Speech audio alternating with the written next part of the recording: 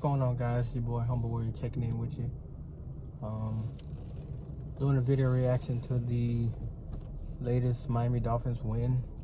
Dolphins held on the beat yesterday, 24-17, at MetLife Stadium. The game itself was actually pretty good. They had, key third down drives that they converted, especially on that the touchdown drive to put them up. I felt like first half was pretty first drive they marched down the field. Waddle catching them from 2 yards out with a design run from himself after a handoff from Al Wilson. The rest of it, the offense stalled out after that drive. They went 3 and out a few times, put the defense in, predictable spots, but nonetheless, they went into halftime with a 7-7 tie. Second half, Jets marched down the field. They actually did not go up after their first drive. They forced them to, go. It wasn't 3 and out, but they got a first down. They forced them to go 3 and out. Punted the ball off. I want to say it was the second drive of the third quarter. Tua was under pressure, stepped up in the pocket to elude the pressure, looked downfield to spot a wide open Mack Hollins, where he launched the ball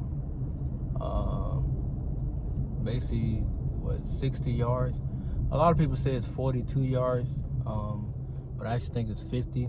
But they gave him credit for the 65-yard touchdown pass, and I'm gonna roll with that. I mean, people continue to say the boy can't throw past 10 yards, yet he completed a 50-yard bomb to give them a 14-7 lead, which was actually big. I mean, considering the fact that offense was stagnant most of the day, it was nice to actually see them complete a deep pass. After that, they gave up a big 62-yard touchdown pass to Elijah Moore off of basically a whack-ass coverage by Byron Jones, who got beat off a slant route.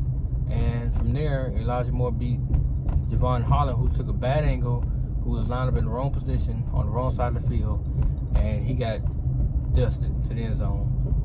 After that, both offenses stalled out a little bit to the fourth quarter, where Tua marched him down the field. I think it was like a 5-minute drive, and he cashed in a 5-yard touchdown pass to Myles Gaskin. Now, the ironic thing about that play is that as Tua was getting hit, he looked right initially, looked that way.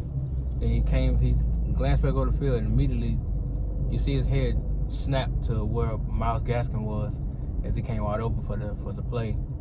He hit him, and then of course Myles Gaskin got in the end zone to get him a 21-14 lead. After that, Miami forced the 3 and out. They went down. They got a field goal with under under 2 minutes. So it was up 24-14. Jets marched down the field based off soft curves from Miami, and they kicked the field goal. Voila, 24-17. But I wanted to talk about something. So I keep hearing that Tua's trash, Tua's this, Tua's that. He doesn't have a good arm. He can't read defenses. He's incapable of making clutch throws. The list goes on and on. Literally, injury prone. Blah blah blah blah. Now, if you did watch the Jets game today, you will see that more than 70% of his snaps, when he dropped back to pass, his line was getting pushed directly back into him, which means that half the time he had to either avoid the pressure, move around it, or find a check down to get the ball off to. Now, when he was given time, he completed 15-20-yard passes, but like the announcer said, it was only 3 or 4 times because of the pressure that 2 or 3 guys from the Jets team managed to manifest off of the right side of the line where either Hunt or Eichenberg was. So, to me, the logical thing to do if I'm Miami, even though they're on this great winning streak right now, And people could say, oh, he threw for 273 yards against the Jets. Oh, he threw for 100 some yards against the Ravens. Oh, he only threw for so many yards against this team or whatever. It is the NFL, and no matter what production you do, as long as it's positive, that means you actually can play. Now, if he had threw 2 or 3 picks, oh, people were gonna like that game against what was that game? I don't want to get it wrong. The game he had 4 touchdowns and 2 picks. I want to say that was the Falcons game. Yeah, it was the Falcons game. Boy, they were calling for that boy's head. But I digress from that. So today, the Jets maintained pretty solid pressure on them throughout the day. The only difference is the Jets have a very, very young secondary. So he took advantage, as any other quarterback should. You cannot get exposed by a young secondary that's inexperienced, that don't know what they're doing, and you play terrible. You play down to their level. To Tua's credit, he found the receivers. He hit them. He converted first downs time and time and time again. He used his legs when necessary, but for the most part, he was doing what he had to do to keep the drives alive. Yeah, people might get upset about his, 23 attempts was like under 20 yards, but if that's what the defense is giving you and you can see an opening to where they can keep going, why not take it? Why sit there and you already know the pressure's caving in around you?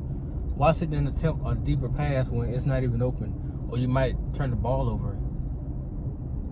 People kill me with this analytical, lethargic logic that they have about him. Oh, well, he can't complete the ball 20 yards. If his receiver ain't running a deep end route or a deep crossing route or even a post route, then who the hell is he throwing the ball to? The safety? And I said this in my last video. I mean, you guys are expecting this boy, or this kid rather, to come up with all these deep passes or these kind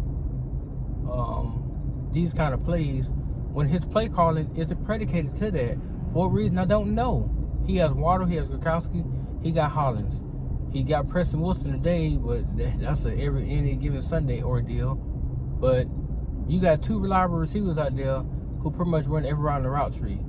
But because defense is focused solely on those 2, it allows Hollins and his other guys to get open, to make some plays. But you guys are making a mountain out of a molehill about Tua. It's getting to the point now to where I'm just going to have to start responding to everything that goes on Facebook, because I'm convinced there are a lot of people that don't want to see him succeed. Why, I don't know. This is only his 2nd year. And granted, he has 7 games left. He still can throw for, more than likely 2,000 yards. And yeah, those are not gaudy numbers, but given the fact that he missed 3 games, and then he missed the Houston, Texas game, 2,000 yards is not bad. I mean, it could be better, but it's not bad.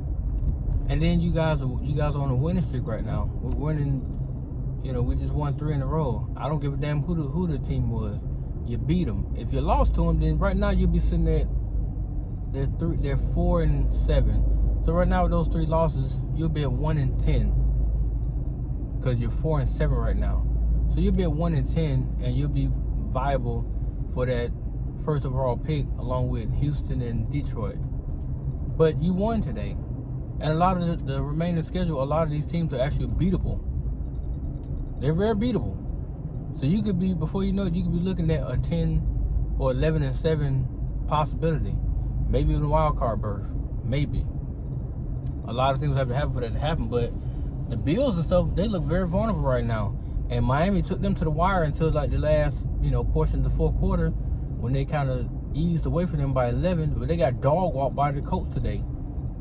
But this is not a video about giving Tua his credit, because at the end of the day, I've come to understand now that the media and fans alike don't like him. That's fine. I can't continue to get on my little channel and say you gotta like him. You don't have to like him, but you have to respect what he's able to do. The kid is a tough-ass football player. It takes a lot to come back from fractured ribs. Knowing you can get hit in the same spot and still stand and deliver a pass. He got hit several times today when he got back up and, on to the next play. On to the next play. But people make it seem like he made a paper mache when that ain't even the thing. Because he's got hit, he's got blowed up, and he still gets up, composes himself, and goes to the next play. But I find it ironic that when he does do bad, everybody comes out. When he does good, like today, 273 yards is pretty good. I'm not gonna say it's great, it's not. But he bounced back from a dumbass interception that he threw in the second quarter to throw 2 touchdowns. One of them, people may say, oh, well, the dude was wide open. Technically, Hollins was not wide open because the safety was still in the vicinity, but because Tua had looked up and actually saw him, he had to slow down to catch it because he was already basically outrunning the safety. So it may not have been a design play, but I like the fact that he actually went deep because most receivers stay short. Matt Hollins actually gave him a nice ass chunk of yards, and along with that touchdown, that actually helped. But whether he was wide open or not, Tua completed the pass. And a lot of people don't want to admit that. They want to continue to say, oh, well, he was wide open. Hell, if you got Jacoby Brissett and if that play had taken place where he escaped the pocket, do you really think he going to launch the ball down there, or do you think he going to overthrow Matt Hollins? Tua threw it to where he had to slow down just enough to get the ball, but he threw it right to him, basically. He didn't bullet it, but he put some oomph behind the pass to get it down there to him. And Matt Hollins was able to get it. He didn't slow down. I don't think he slowed down completely. He slowed down enough, though, but he still had to pick up a little momentum to keep going to the end zone to score. That's all that mattered, was that he scored. And to me, it's like they'll say, well, you take away the 65-yard touchdown pass, he only had 211 yards the whole game. Hell, to me, at this point, the only thing can help you guys win. I truly believe that his numbers are going to get better as his years progress. But like my boy had told me, by the time he actually get a good line, he'll be out the door. And that's kind of sad because it's like, dude, the games he throw for 300-400 yards in, or the games he throw for 300 and 200 250 plus yards, he's getting smoked on social media for no reason. And people come with these lofty expectations of him to be this, I don't know what they're doing. People come with these lofty expectations about, having him throw for, 300-400 yards a game, when their offense by itself isn't predicated for that. They're built to throw quick passes and every now and then provide some kind of running lane for Myles Gaskin to dance and then try to evade a tackle. That's what their offense is built for. But people don't get that concept because they continue to look at the stats and go, oh, well, he only threw for, 200-some yards a game. What happened to what's Tua in college? In college, Alabama ran different types of systems.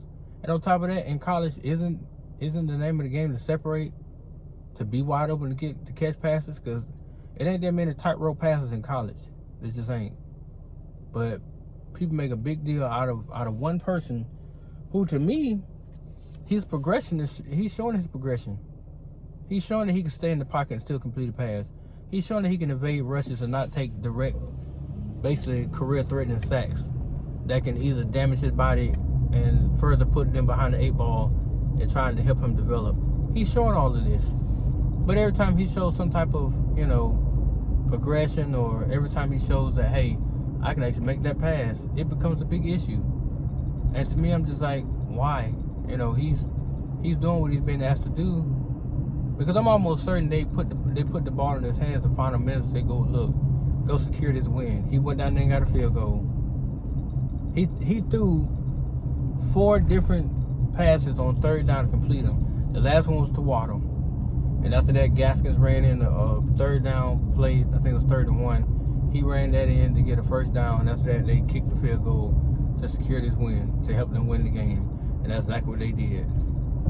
So, whether you want to give him credit or not, he won the game. He did what he was asked to do.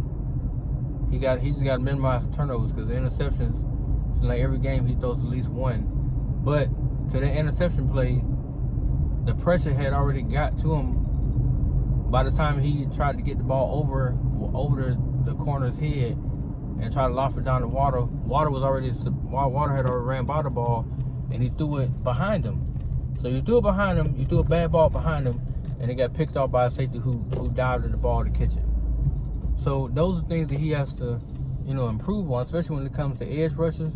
He just got to step inside the tackle and maneuver over to where he can actually focus on getting the pass accurately where he's trying to get it to. But outside of that, Tua did not have a bad game. He did well against the Jets, and we won the game. So people that complain about how they win, you guys aren't real fans. Because to me, he was the cause of the win today. The offense did their thing today. They picked it up in the second half. They scored, 17 points in the second half. Yeah, 17. And they only gave up 10. So 17-10, they outscored the Jets. And they got 24 points in it. And that was more than a secure victory, which is all you can ask for in today's NFL. Give us at least 24, 25 points and let the defense, go eat, and we'll come out here with a victory. And that's exactly what they did. So I don't be understanding the harassment and the sarcastic ass remarks that people do. I mean, I guess to me, I just gotta stop, entertaining so much stuff. But it's just like, what's the point, dude? Like, so he goes out there and does what he does, and they win, and you still, you still got something to say about the way he plays, the throws he was making and stuff like that. When, if you go back and look at the film, he did pretty well for himself. He did great. But, I'm convinced these fans they're never going to be, impressed. I'm just praying they can win out and make this wild card. If they win a wild card game, I just want to know what people are going to say then. Because they can win a wild card matchup and then go to divisional. Even if you lose in the divisional round, you win the wild card game and he leads that team to a victory, that's a huge milestone step. Because now the franchise has something they can build on. They can say, okay, we fouled our quarterback. We have something we can build around now. And if he's able to do that, then hopefully some of these fans will come around and say, okay, let's build around Tua. Let's put around him what's needed to help us win these games, especially against the great teams. Let's help build around him so we can help him beat these other teams that's out there. That's just my 2 cents. All right, guys. Like, comment, subscribe. Let me know what you think. For those who did see the game, how would you grade his performance today? Let me know in the comment section. I never mind responding. I always look forward to what you guys have to say. Peace.